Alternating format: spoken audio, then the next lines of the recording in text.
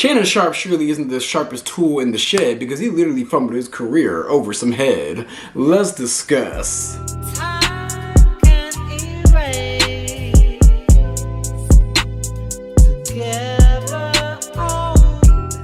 When you and I... It's different, baby. I'm grateful I'm not 56 and trying. But you tried to say that. What you trying to say? I'm looking right at you. I know you looking at me. I ain't backing down. You better take your old ass and get somebody to love you. Damn, Mo. Now I'm looking right at y'all. Let me tell y'all what Shannon needs. Let me live my life. Let me tell you what my baby needs. He need him an old fat gal who can bake good cakes, make some smothered turkey wings, who gonna rub his feet at the nighttime, okay, and gonna have a sip of his cognac to make him feel better about himself when he come home at night. That's what Shannon needs. You don't need no 26-year-old girl. You don't need no 36-year-old girl. This is your auntie talking to you. Take your old ass and get you an old bitch out there that can love you old. You trying to hang out with these young bitches and you can't do it, Shannon. You just can't do it. Damn. When they want you to go for the 4th round, you looking at her like, bitch, listen, you want some money to go to Starbucks? Yeah, because I can't go no further. But if you get your older girl, when you get to that 4th round, she's gonna say, hold on. Let me go get you some eggs and cheese and some toast with apple butter, because that's going to get your energy back up. I'm talking right to you. Shit. What's up, y'all? It's your boy Beasley here. I hope you all are staying cool, calm and collected out there. So, y'all, I'm still sick, and I definitely think I have COVID. You know, there's a new strain going around, and they said it literally feels like you're swallowing a handful of razor blades, and that's literally how I feel. I feel like every time I swallow something, it feels like I'm just getting scratched up. But you know what? We're going to title this segment COVID Couch Conversations with Beasley.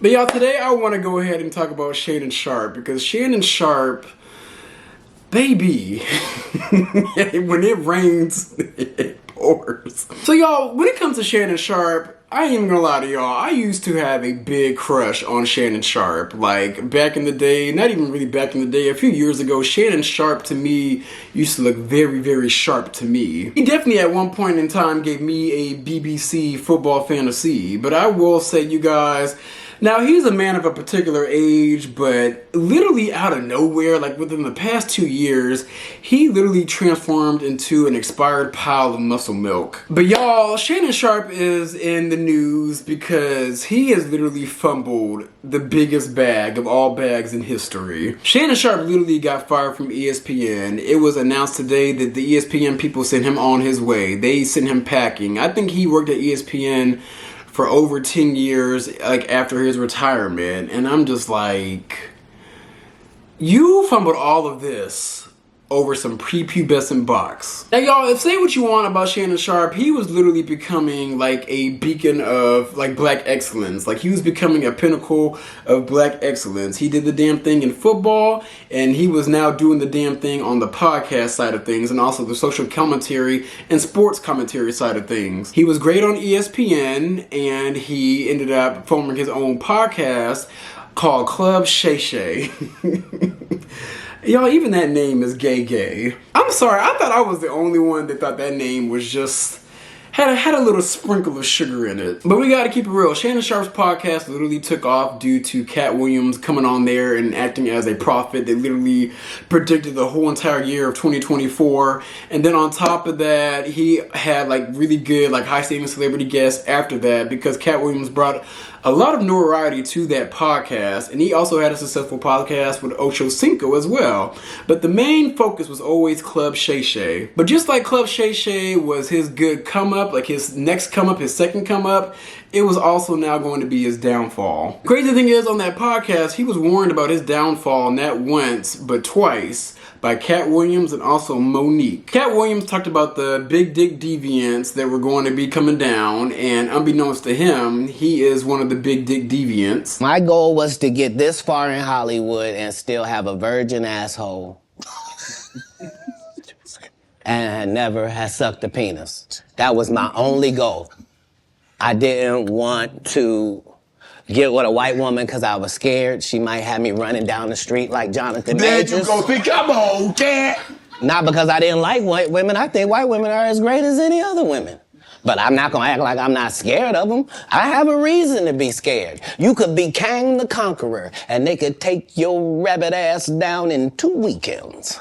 And that's the truth of the matter. So I stayed away from that. And like I posted earlier in this video, Monique warned him about messing around with these young miscellaneous white girls. Monique literally said that you need to stop messing with this young box and get you a good old girl, a good old woman that can cook for you, clean for you, be there for you and nurture you and literally meet you where you're at because you guys are in the same age frame. Y'all, Shannon Sharpe could have been with any type of woman he wanted. He literally could have been with Nicole Murphy, who I've met her before and her energy is just, yeah. But one thing about her in person and on camera, Nicole Murphy is drop dead gorgeous and she definitely is around his age. He could have also been with the likes of Regina Hall, who he admitted on one of his shows that he had a crush on, but he even stopped himself from pursuing her for some reason. So you don't want to pursue somebody that's like quote unquote on your level or can match your level and match your energy, but you want somebody that's beneath you, that's low vibrational energy. And speaking of low vibrational energy, like any successful man in these streets, they're always going to have gay rumors attached to them. But you guys, I believe the gay rumors. If you guys don't know or remember, he had a stylist by the name of Hollywood. Hollywood used to be the stylist of Kerry Rhodes, who was an NFL player who back in the day, it literally looked like those two were a couple. Fast forward almost 15 years later, somehow, some way, Hollywood is still in that NFL circle and made his way to Shannon Sharpe. And Shannon Sharpe was parading him around the same way that Kerry Rhodes was parading him around. Now, I can say that straight men and gay men can be friends. I have two best friends that are straight men that are my best friends and my only, like, guy best friends. I can honestly say that a gay man and a straight man could be friends. But however, you guys, them pictures of not only Hollywood with Kerry Rhodes, but Hollywood with Shannon Sharpe, they just give, like, this is my bottom. And then Shannon Sharpe, you guys, y'all know I talk about gay voices, right? The way gay people talk. Shannon Sharpe's voice, when he talks, it just gives that, like he was like raised in the South, only by a black woman, no father in the house. And it has like a very sassy Southern belle undertone to it, mixed in with like a little bit of a, with a gay boy twang to it, you guys. Now that may sound ignorant, but y'all know what the fuck I'm talking about. So Shannon Sharpe is plagued with gay rumors, and I feel like Shannon Sharpe is somebody that is afraid to truly face his sexuality or to claim that he is not full, like 100% straight in these streets. So after those gay rumors came out, that's when that sex tape audio with Michelle came out. There you go, baby. There you go, baby. There you go, baby. That's my Michelle. That's my Michelle.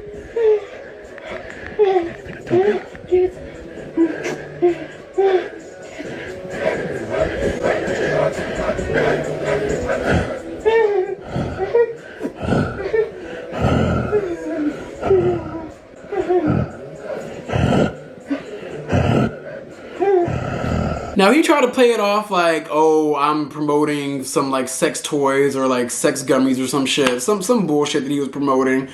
But unbeknownst to us during that time, he was in a relationship with a 19-year-old OnlyFans model by the name of Gabriella Zuniga. Gabriella Zuniga literally was with him in a quote-unquote, I guess they want to say relationship, but I really feel like it was a sexual relationship and he was like tricking off on her. It was like a sugar daddy, you're my type of plaything type of relationship. Like that's what it gave. That's what the text messages gave. Y'all, when those text messages came out about her asking for $25K per cheek, and he didn't even say no in those text messages, that told me everything I need to know, that those two have like a race play, kinky fetish type BDSM relationship. It's crazy, but black men have some type of weird race play fetish when they're just like this big buff black man and they're just pounding this little innocent submissive white pussy. YouTube gonna get me up out of here, y'all.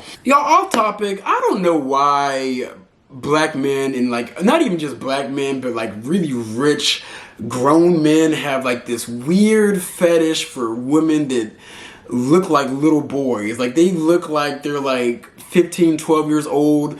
They're short and tiny with their pocket pussies. They look innocent. They look untouched. Like men have a weird fetish for like small, petite women that are barely developed. But you know what? That fetish and that race play shit can manifest into some real shit, because back to that Michelle sex tape audio, Gabriella Zuniga, literally seeing this and seeing that play out, she got a little jealous because she thought she was one of one. She thought she was only one. I'm the only white one. I'm the girl in the camp. And you know what she did? She went ahead and she's like, you know what? He may be tricking off on me, but I'm gonna run those pockets. And she went ahead and got racist ass Tony Busby to go ahead and sue him for millions and millions of dollars, $50 million. Gabriella Zuniga literally alleged that he raped her, sexually assaulted her, and threatened to leak their sex tape audio. And he did actually record her and threatened to leak it to make it, to show that this was their relationship. This was the type of kinky shit they were into. But however, he didn't go through with it because I feel like some other shit would have leaked out had he would have leaked the sex tape audio. Now y'all, this may be an unpopular opinion, and I may get some flack for saying this, but do I feel like he full on sexually assaulted Gabriella Zuniga? No. But do I feel like they had very kink, race baity BDSM type of play in a relationship? Like that was their sexual fetishes that they like to get off with? Absolutely. And the way things were set up, she was able to put that thing down, flip it and reverse it on his ass and make it look like this is how he treated her. Like he treated her in a very violent way when really them two were into violent sex. And therefore she was able to finesse, and she finessed his ass out of, well, they didn't disclose the amount, but I predicted it was about $15 to $20 million. And like I said, they settled out of court because if he would have took this to court, more shit would have came out and made him look bad. And then on top of that, the industry was not going to back him because you guys, y'all hate to admit it, but race is a big thing in the industry. See, he was about to go ahead and get a $100 million podcast deal for Club Shay Shay and the Club Shay Shay Media Network, which also has like different podcasts underneath that network, including the one with Ocho Cinco. He was about to get that deal. But however, you guys, in Hollywood, the execs, the higher ups, they don't want to see a big black man literally pounding on a little white girl that could literally be their daughters. Y'all, the biggest indicator I got from it was, now my friend Aaliyah told me about this. Shout out to you, girl. Melanated Crowns on YouTube. But y'all, there was this show, The Idol, on HBO Max. It was made by the rapper singer The Weeknd, and the main star of it was Lily Rose Depp, who was Johnny Depp's daughter. And in my opinion, now this is an unpopular opinion, I actually really liked that show. I thought it was a great show. I thought it had great music, great talent. The storyline and the acting and the actions were a little cringy at times, but I was picking up what they were putting down. But you guys, that show got railroaded and ramroded throughout the industry, and somehow, some way, they the powers that be were able to make that show look worse to the media and push it out to the masses and made everybody make negative reactions to it on social media, because within that show, they literally had Lily Rose Depp, Johnny Depp's daughter, getting fucked in the ass by The Weeknd, and they didn't want to see this black man, this black adjacent man, literally pounding on Lily Rose Depp. So that's really the theory as to why they got that show all up out of here, on top of it being a little overtly sexual. But y'all, they do not want to see a black man pounding down on a white woman. Like, I think ever since O.J. Simpson, that was their last straw with that shit. They were like, bitch. Shannon Sharpe, baby, you fumbled the bag. Fumbled the fucking bag, bitch. Like, you literally came out your pocket close to $20 million for this girl. This girl literally, her whole entire bloodline came up off of the backs of your hard fucking labor. Now you got fired from your job, so you can't really, like, recoup that money back as fast as you could have. And then that $100 million podcast deal probably fell through the cracks. So now the only thing you have to fall back on is Club Shay Shay. And my thing is, like, that show without Cat Williams didn't even really pop that good. Like, you fumbled the bag. And my men, my straight men, let this be the biggest, fattest fucking lesson for y'all, because y'all keep holding on to the fact that y'all are men, y'all can have kids whenever you want, y'all can settle down whenever you want. Cool. Shannon Sharpe is almost 60 years old, refuses to settle down, and oh, he's a high value man, huh? He has all this money coming in, huh? But now he's going after these young girls that finesse him out of this whole entire legacy and livelihood. And now look at his ass. Back at square fucking one. So my men, look at him. Look at Shannon Sharpe. Do you want to end up like him? Literally be on the rise, be at the top of your game, but then get it fumbled over some young box? Straight men, the biggest takeaway y'all can get from this is don't be in these streets in your 50s and 40s and all that like Shannon Sharpe is, just waiting for the best one, waiting for the next one, waiting for the right one. But yet you want the youngest one that's going to fumble you out of your whole entire livelihood. You need to find you a woman that you can build with and that will help you succeed. Like, y'all keep holding on to this ego and pride and I'm the man, I'm the big dude around the house. Like, I can do what I want. I'm high value. I can get whoever I want. Keep living like that and see what happens. But Shannon, baby, I have no sympathy. I have no sympathy for you whatsoever because you were warned multiple times. And then on top of that, you got caught slipping. You got caught slipping bad. And it's so crazy how, like, you black men, especially in the industry, like, I just find it crazy how y'all build up your own self, you build up your bloodline, and you build up your ancestors, but some of you guys are stingy and want to keep it all to yourself.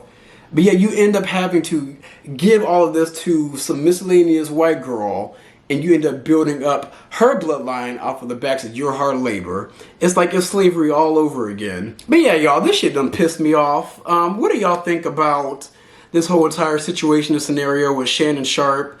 Those are my views. Be sure to like, comment, and subscribe. I'm going to come back at you guys with some more content.